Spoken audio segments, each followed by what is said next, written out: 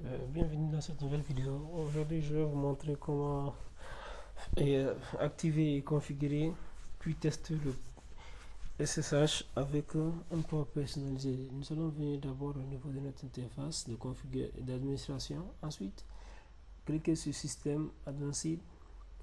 Là, nous allons décocher ceci pour ne pas qu'il y ait une autocomplétion au niveau de notre navigateur.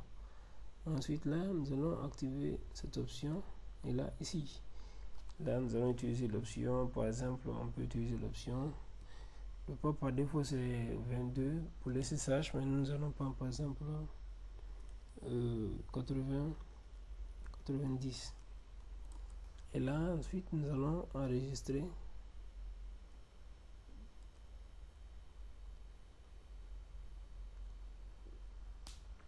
Et là, pour voir que si notre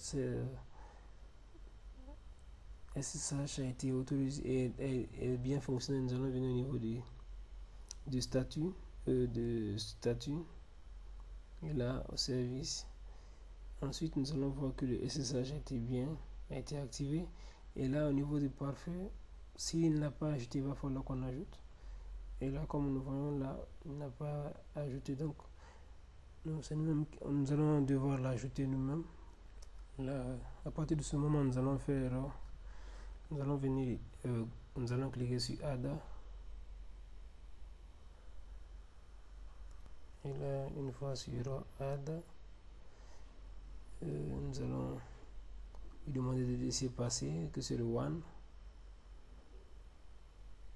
Ensuite, ici, nous avons Any. Voilà, et là.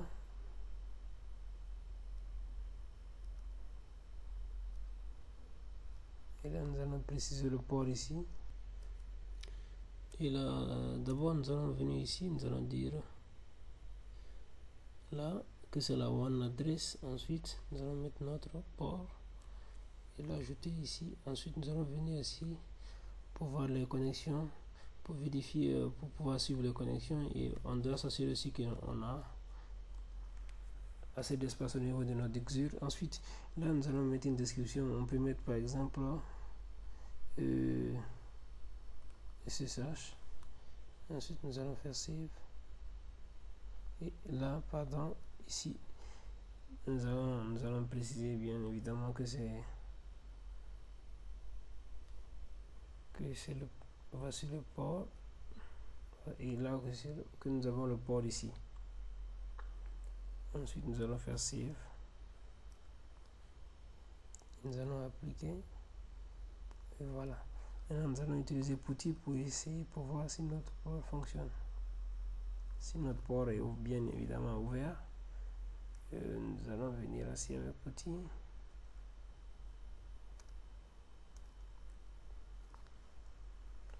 Et nous allons faire 192.168.1.100.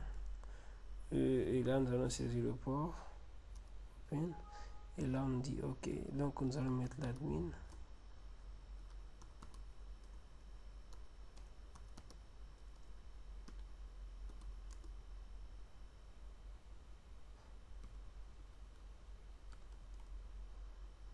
Et là, on demande le mot de passe de PF6. Nous allons rentrer le mot de passe.